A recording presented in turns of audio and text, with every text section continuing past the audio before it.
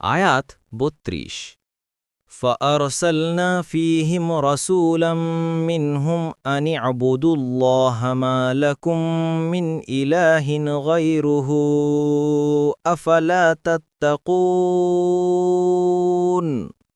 অনুবাদ এরপর আমরা তাদেরই একজনকে তাদের কাছে রসুল করে পাঠিয়েছিলাম। তিনি বলেছিলেন, তোমরা আল্লাহর ইবাদত করো, তিনি ছাড়া তোমাদের অন্য কোনো সত্য ইলাহ নেই বিশেষ্ট, তবু কি তোমরা তাকওয়া অবলম্বন করবে না?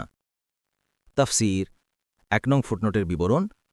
এই শব্দগুলোর দ্বারা পরিষ্কার বোঝা যাচ্ছে যে আল্লাহর অস্তিত্বকেও তারা অস্বীকার করত না। তাদেরও আসল ভ্রষ্টতা ছিল শিরক তথা আল্লাহর ইবাদতে শিরক করা। কোরআনের অন্যান্য স্থানেও এ জাতির এ অপরাধী বর্ণনা করা হয়েছে, যেমন দেখুন আল আরাফ এর ৬৫ নম্বর আয়াত, হুদের ৫৩ থেকে ৫৪ নম্বর আয়াত, ফুসিলাতের ১৪ নম্বর আয়াত এবং আল আহকাফের ২১ থেকে ২২ নম্বর আয়াতেও।